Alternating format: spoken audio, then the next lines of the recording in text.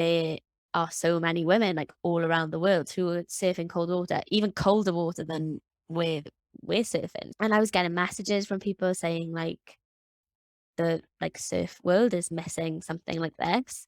That's when it started really. So this is like quite a while ago now. This is like 3 years ago. And then we only published the magazine this year. So I feel it took a long time to get to the space where we actually had like an actual like hard copy thing. But we had blogs on the website and like regular kind of Instagram content.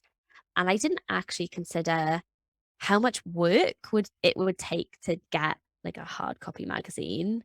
And something that I learned from the process was, you talked about having like meaningful conversations with people and like making connections.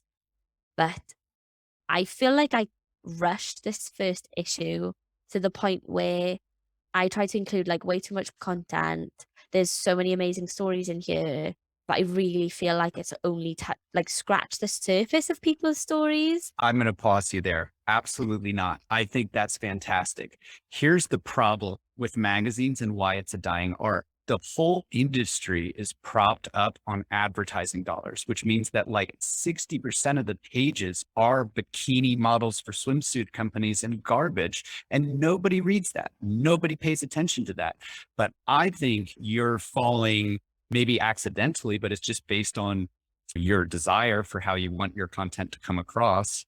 You are following similar footsteps to the Surfer's Journal. Surfer's Journal is a majority content stories, right? And they're very big and they don't come out very often.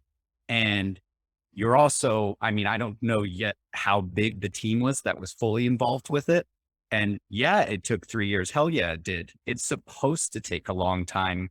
And I think any artistic pursuit is much like surfing. You'll never perfect it. I don't think you'll ever have the perfect issue of your magazine, but the joy in getting better incrementally as you go and the process of being meticulous about it is what creates quality. And I do not have an issue. I need one. And I can tell you just at glance at views of your content in our conversation, I think it's aesthetically stunning.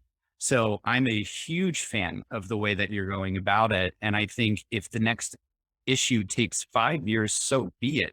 But make sure that it takes whatever time it needs for it to be what you want it to be. And it may never reach perfection. Don't limit yourself with that. But continue to make sure that you're happy with it and let it take the time it needs to. And that's one of kind of the key things here is like, I don't want to have conversations with people that are doing this so they can be the next rich magazine owner. I want to have conversations with people that are doing it because they are being the change that they want to see in the world. So it's so few of us that actually take action in their life to create the thing they want to see. So huge power to you for doing that. I mean, it's really an inspiration.